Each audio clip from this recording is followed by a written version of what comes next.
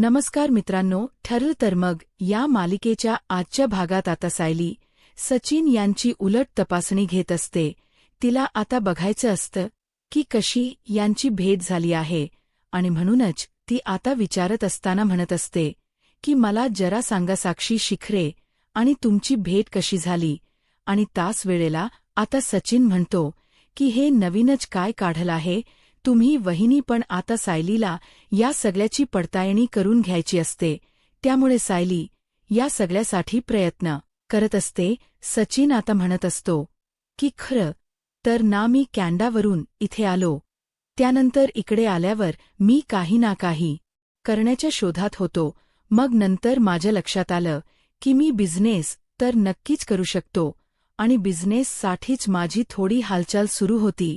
मग बिझनेस म्हटलं की थोडंफार तर काहीतरी लागतंच, फायनान्स, आणि ते माझ्याकडे इतकं नव्हतं आणि त्यामुळेच मी सोशल मीडियावर ॲड केली होती बिझनेस संदर्भात फायनान्ससाठी.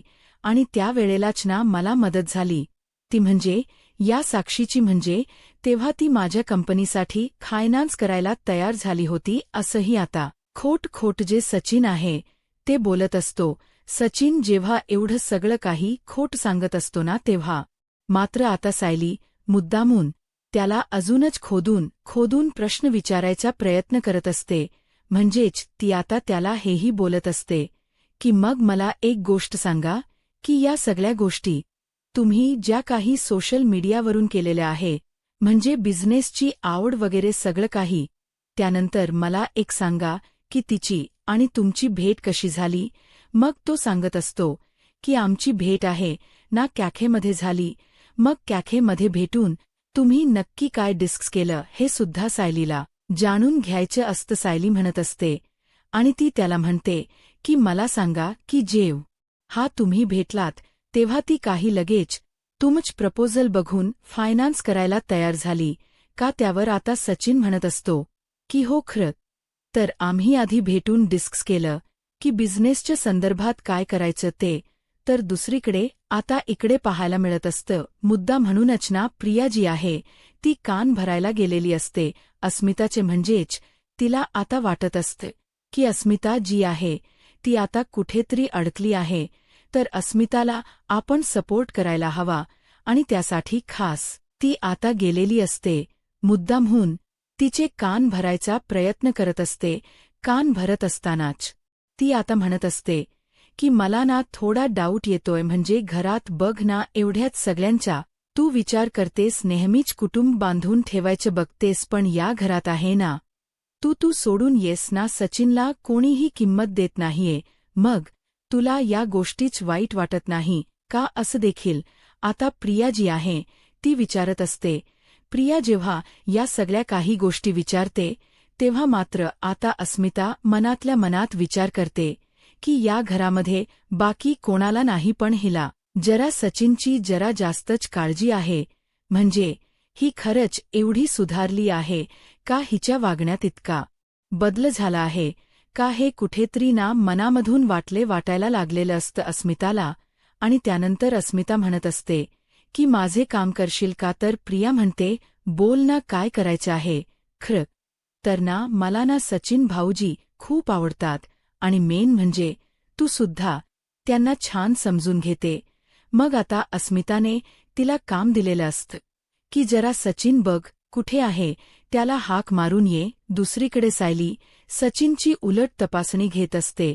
म्हणजेच ती आता विचारत असते की मला सांगा या सगळ्या गोष्टी कशा घडल्या, काय घडल्या. त्यावर सचिन म्हणत असतो की आम्ही जेव्हा एकत्र भेटलो तेव्हा आम्ही बिझनेसबद्दल डिस्कशन केलं. मग तुम्ही कोणता बिझनेस सुरू केला, इम्पोर्ट एक्सपोर्ट असं. आता तो म्हणत असतो इम्पोर्ट एक्सपोर्ट सुरू केलं, पण नक्की कोणत्या प्रॉडक्टच ते तर सांगा. मग आता इकडे त्याची पंचायत होत असते. मग काय बोलावं त्याला ऐन टायमिंगला सुचत नसतं. मग तो लगेच बिझनेसच चेंज करून टाकतो. मग त्याची ही जी काही उडवाउडवीची उत्तरं असतात ना ऐकून सायलीला संशय येऊ लागतो. सायली म्हणत असते की तुम्ही अजूनही एका गोष्टीवर ठाम नाही आहात. किती विषय बदली करताय, जरा स्वतःच्या मतांवर ठाम रहा. नक्की काय खरं, नक्की काय खोट याचा विचार करा. दुसरीकडे अर्जुन आता त्या बाईकवाल्यासोबत भांडत असतो. तो बाईकवाला मध्येच थांबलेला असतो आणि त्यामुळेच त्याची खूप जास्त चिडचिड होत असते. दोघेही जण म्हणजे चैतन्य आता त्याला समजवायचा प्रयत्न करत असतो अर्जुनला. त्या बाईकवाल्यासोबत भांडू नको असं वेळी सांगत असतो. पण इकडे अर्जुन कसला ऐकतोय. अर्जुन ऐकायला तयार नसतो. अर्जुनच डोक ऑलरेडी तापलेलं असतं. त्यातच आता चैतन्य जो असतो तो अर्जुनला शांत करतो आणि त्या बाईकवाल्याला तिकडन कसाबसा पाठवून देतो. दुसरीकडे आता अर्जुनला चैतन्य विचारतो की जरा मला सांग नेमकं काय झालं आहे, म्हणजे तुझी एवढी गडबड का झाली आहे, त्याचं कारण तर मला कळायला हवं ना. म्हणूनच आता तो म्हणत असतो. त्यावेळेला तो आता खरंतर सांगत नसतो. डोक्यावर बर्फ ठेव, हे बघ तुझ्यासाठी बर्फ आणलाय. डोक्यावर बर्फ ठेवलस की तुला बरं वाटेल असंही आता चैतन्य अर्जुनला बोलत असतो. अर्जुन म्हणत असतो की काय यार तुझं, मग आता तू सांगतोयस का की काय झालं आहे. त्यावर आता अर्जुन सगळ्या काही गोष्टी सांगायला सुरुवात करतो. म्हणजेच घरामध्ये चालू असलेलं अस्मिताच ते भांडण आणि त्यामध्ये सायलीने सांगितलेली ती गोष्ट. म्हणजेच मला खरं तर ना या भांडणामध्ये ना सायलीचा खरंच खूप राग आलेला आहे. तिने ज्या वेळेला हे भांडण झालं त्यावेळेला तिने सांगितलं होतं की हे सगळं काही करू नका, पण त्याच वेळेला मला तिचा हा विषय पटला नाही. दुसरीकडे सायली आता मुद्दामून सचिनला विचारायचा प्रयत्न करत असते की तुमचा तो बिझनेस तर नाही झाला, मग नक्की तुम्ही पुढे काय केलं हे तरी मला सांगा, हेही आता ती विचारत असते. जेव्हा आता या सख्याशी पडताळणी करते तेव्हा तो पुनवून दुसरं काहीतरी चालू करायचं होतं. मग तेव्हा आम्ही भेटायचो खरं तर ना भेटताना ना खूप काही गोष्टी आम्ही डिसाईड केल्या, पण त्यानंतर ना झालं नाही. फायनान्स करायला ती तुमच्यासाठी तयार होती का हो, फायनान्स करायला ती तयार होती.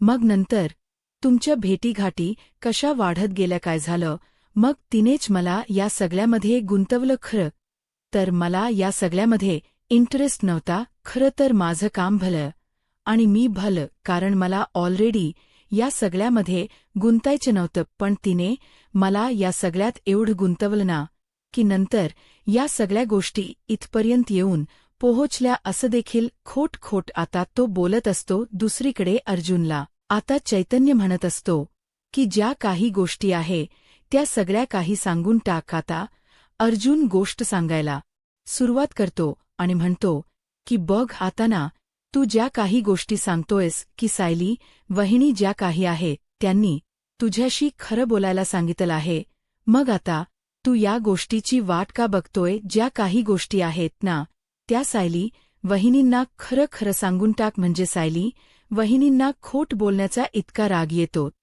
तर मग तू या सगळ्या गोष्टी लपवून काय भेटणार आहे. एकदा का त्यांच्याशी तू बोलून गेलास की त्यांनाही बरं वाटेल, मग तू पहिल्यापासून ती गोष्ट सांग साक्षीला. तू बघितलं त्यानंतर तू महिप्तला त्यासाठी ब्लॅकमेल केलं आणि महिप्तने त्यासाठी नागराज विरोधात कोर्टात साक्ष दिली. या सगळ्या गोष्टींना एकसाथ बोलून टाक असंही आता चैतन्य अर्जुनला सांगत असतो. अर्जुन म्हणतो वाह रे वा, म्हणजे तू ठरवलंच आहेस का की मला एकदमच फासावर लटकवायचं. ते तुला तर चांगलंच माहिती आहे की सायलीला या सगळ्या गोष्टी मुळातना चालतच नाही की तिच्याशी कोणी खोट बोलले ते, आणि त्यात आपण एवढं सगळं खोट बोलणार. त्यामुळेच ना मला टेन्शन आलेलं आहे. म्हणजे मी ऑलरेडी एवढं सगळं बोलून बसलेलो आहे आणि आता जर मी तिला खरं सांगायला गेलो तर या सगळ्याचा त्रास किती होणार आहे तिला, म्हणून मला भीती वाटते या सगळ्या गोष्टी सांगायला. असंही आता अर्जुन चैतन्याला बोलत असतो. चैतन्य म्हणतो मग काय तू या सगळ्या गोष्टी अशाच सहन करणार आहेस का. मी तुला म्हटलं ना की या सगळ्या गोष्टी अशाच सहन करून काहीच उपयोग नाहीये, यावर काहीतरी तोडगा तर काढायलाच हवा ना. मग या गोष्टी कुठेतरी आपल्याला कमी पडतायत का याचाही विचार करायला हवा. म्हणजेच तू या गोष्टींना जर सायली वहिनींना सांगून टाकल्यास तर नक्कीच सायली वहिनी तुला समजून घेतील असं मला तरी वाटतं. धन्य अर्जुनला सांगत असतो, पण या सगळ्या गोष्टी अर्जुनला पटत नसतात. दुसरीकडे सायलीच्या हाती आता ते आयडी कार्ड लागलेलं असतं आणि त्यामुळेच ना सायली आता या सगळ्याचा विचार करत असते. ते आयडी कार्ड व्यवस्थित झूम करून पाहते आणि मग आता त्याच्याच कॉलेजला कॉन्टॅक्ट करायचा विचार करते. जेव्हा आता ती कॉल करायचा प्रयत्न करते ना, तेव्हा आता लगेचच त्या प्रिन्सिपलला कॉल लागलेला असतो. तर प्रिन्सिपल आता म्हणत असतात की काय झालं बोला. त्याच वेळेला सायली त्यांना सांगत असते की मला एक जरा माहिती हवी होती. तुमच्या कॉलेजमध्ये तन्वी केली लेदार ही मुलगी शिकत होती, याबद्दलची तिची जरा माहिती आम्हाला देऊ शकता का? पण आता ते प्रिन्सिपल सर सांगतात की सॉरी, पण आम्ही कॉलेजची अशी माहिती कोणाला देऊ शकत नसतो, त्यामुळे आम्ही काही सांगू शकत नाही. इकडे आता प्रिया खालीच असते, तर तिला आता सांगितलं जातं की जा पटकन जाऊन बोलवून ये. कल्पनाने सायलीला बोलवायला प्रियाला सांगितलेलं असतं.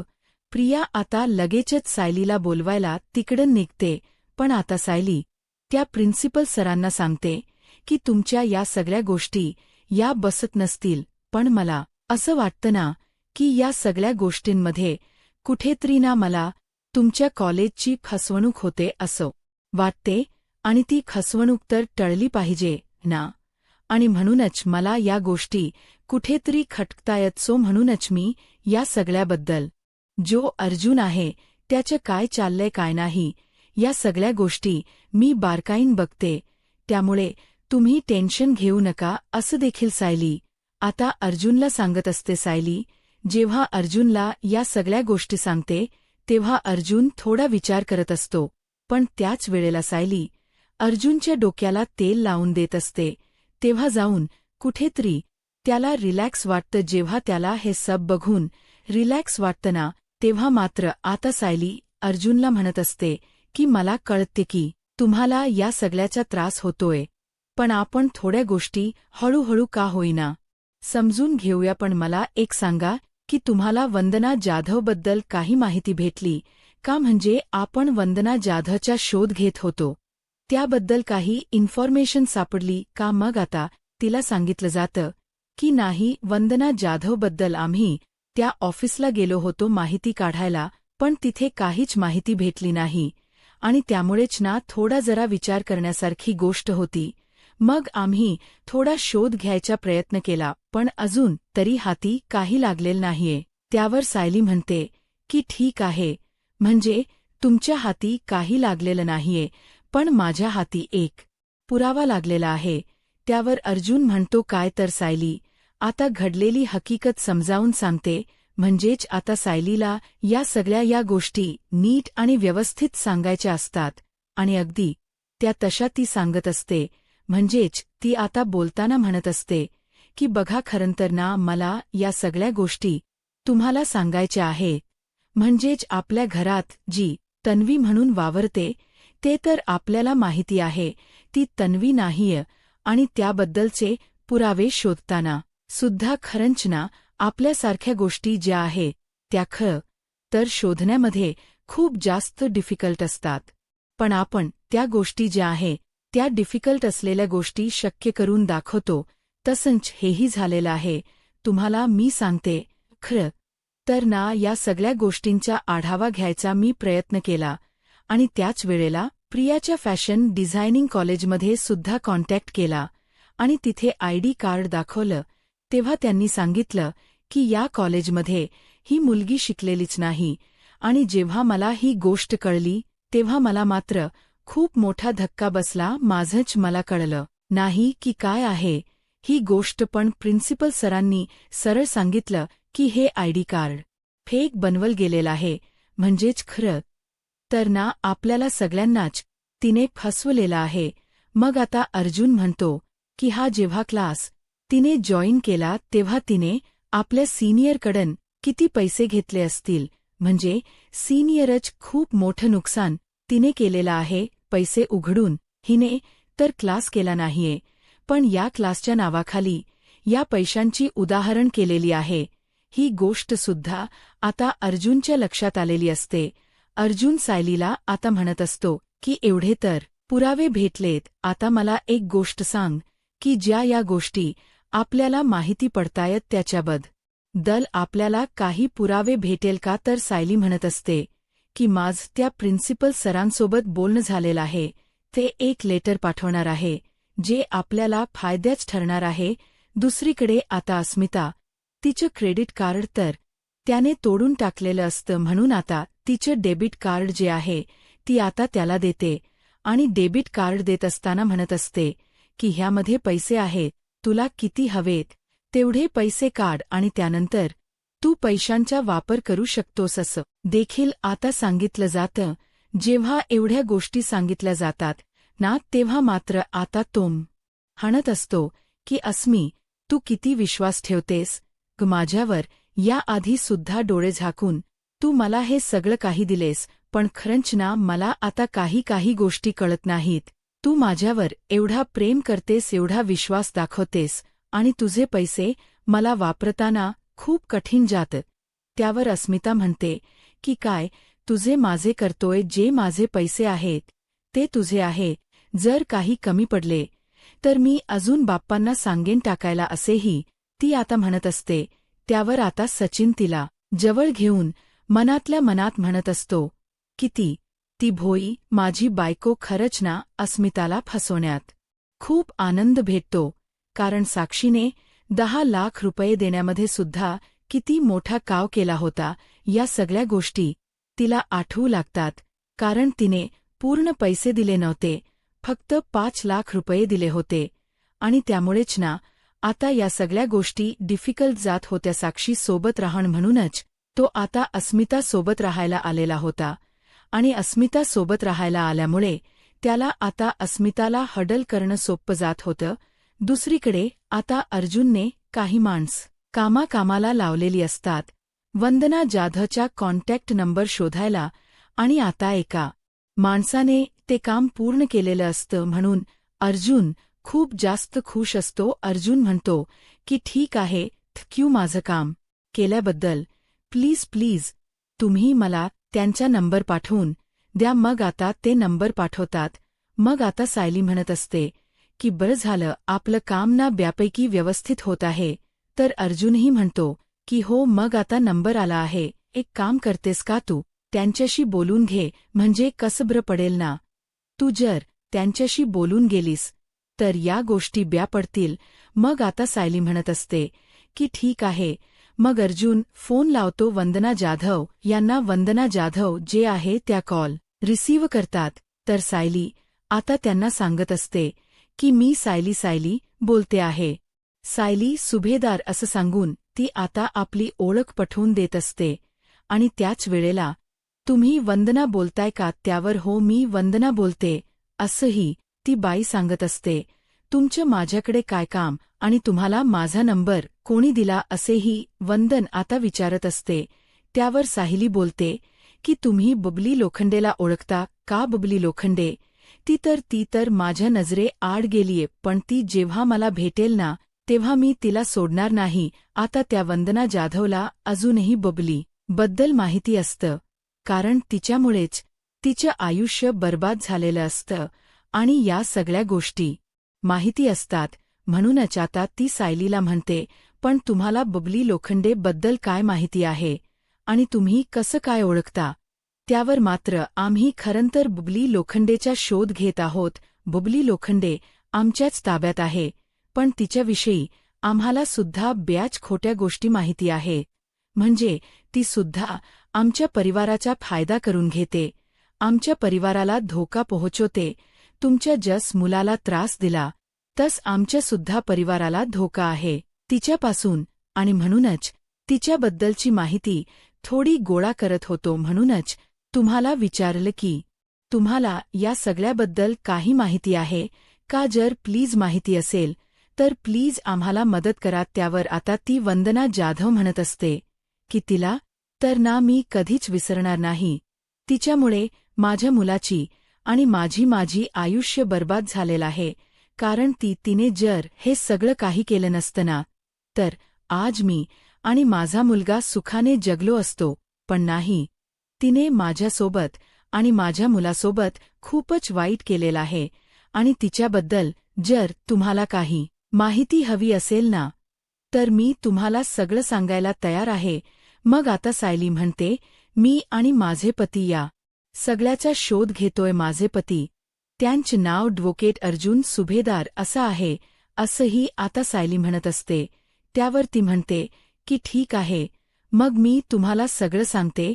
मग सायली म्हणते ठीक आहे, तुम्ही मला भेटू शकता का? आम्ही पनवेलला राहतो.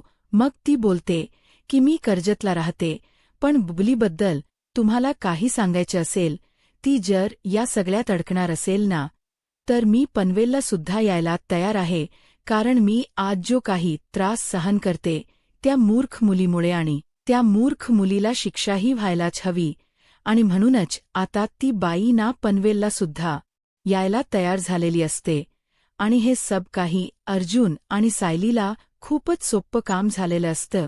म्हणजे त्यांना हेच वाटत असतं की या सगळ्या गोष्टी एकदम बरोबर घडायला हव्यात आणि अगदीच तसंच सगळं काही घडत असतं आणि त्यामुळेच ना खूपच जास्त आनंद सायलीला होत असतो. मग सायली म्हणत असते की बघा ना, सगळ्या काही गोष्टी कशा एकदमच होतात ना.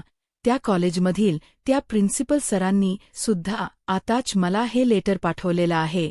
या लेटरचा आपण कोर्टातही वापर करू शकतो. या गोष्टी सुद्धा आता बरोबर त्या लक्षात आलेल्या असतात. अर्जुन म्हणतो की म्हणजे या सगळ्याचा फायदा आपल्याला कोर्टातही होणार आहे. आता त्या तन्वीला तर आपण सोडायचं नाही. मला खोट बोलणाऱ्या माणसांच्या ना खूप जास्त राग येतो. आता एकदा का पुरावे जमा झाले ना की तिला मी घरात ठेवणार नाहीये, असंही आता सायली बोलत असते.